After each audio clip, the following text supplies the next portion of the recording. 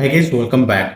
ഇന്ന് ഇൻട്രാഡേ ഇക്വിറ്റിക്ക് വേണ്ടി ചൂസ് ചെയ്തിരിക്കുന്ന സ്റ്റോക്ക് പേടിഎം ആണ്. ഇതിലാണ് ഞാനൊരു ട്രേഡ് പ്ലാൻ ചെയ്യുന്നത്. ബൈ എൻട്രി ആണ്. ഇപ്പോൾ കഴിഞ്ഞ ദിവസങ്ങളിൽ എടുത്തിരിക്കുന്ന സെയിം സെറ്റപ്പ് തന്നെയാണ്.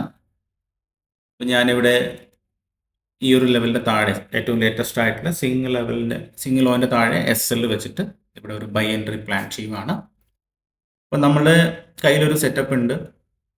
ആ ഒരു സെറ്റപ്പിനനുസരിച്ചിട്ട് ഒരു ഓപ്പർച്യൂണിറ്റി വരുന്ന സമയത്ത് വേറെ രണ്ടാമത് ആലോചിക്കേണ്ട ആവശ്യമില്ല. വളരെ കോൺഫിഡൻറ്റോട് കൂടി ട്രേഡുകൾ കൺസിഡർ ചെയ്യാം.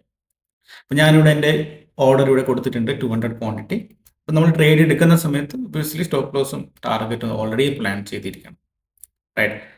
അപ്പോൾ ഞാൻ ഒന്നുകൂടി ട്രേഡ് എടുക്കാനുള്ള റീസൺ പറയാം. അപ്പോൾ കഴിഞ്ഞ ദിവസങ്ങളിൽ എടുത്ത ട്രേഡിൻ്റെ അതേ സെയിം സെറ്റപ്പ് തന്നെയാണ്. ഏകദേശം 4ഓളം ട്രേഡുകൾ നമ്മൾ എടുത്തിട്ടുണ്ടായിരുന്നു അല്ലേ? 4 ദിവസം നമ്മൾ കണ്ടിന്യൂസ്ലി പ്രോഫിറ്റ് ബുക്ക് ചെയ്തിട്ടുണ്ട്.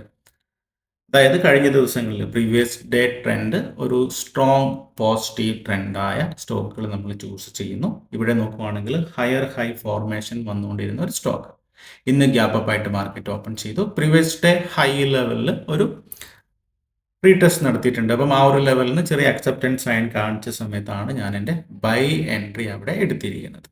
ഓൾറെഡി സ്റ്റോപ്പ് ലോസ് പ്ലാൻ ആണ്. ഏകദേശം ഈ ഒരു ലെവലിൻ്റെ താഴെ നമുക്ക് സ്റ്റോപ്പ് ലോസ് ഉണ്ട്. അപ്പോൾ അതിനനുസരിച്ചിട്ടുള്ള പൊസിഷൻ സൈസിങ് നമ്മൾ എടുക്കുക. അതിൻ്റെ ടാർഗറ്റ് നോക്കുവാണെങ്കിൽ ഡേ ഹൈ ബ്രേക്ക് ചെയ്യുവാണെങ്കിൽ ഈ ഒരു ലെവലിൽ തന്നെ നമുക്ക് 1:2 നമുക്ക് ഈസിലി നമുക്ക് ക്യാപ്ചർ ചെയ്യാൻ വേണ്ടി പറ്റും.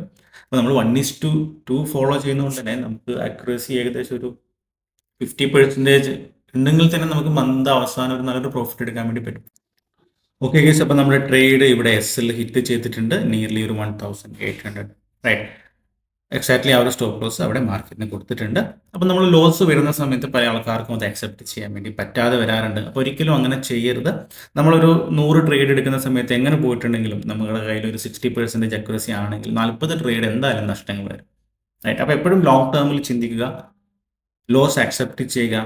ലോസ് അക്സെപ്റ്റ് ചെയ്യുന്ന സമയത്താണ് യഥാർത്ഥ ഒരു ട്രേഡർ ആയിട്ട് നിങ്ങൾ മാറുന്നത് തന്നെ. ഓക്കെ, അപ്പോൾ എന്തായാലും പുതിയൊരു വീഡിയോ ആയിട്ട് നമുക്ക് കാണാം. So bye bye, thank you.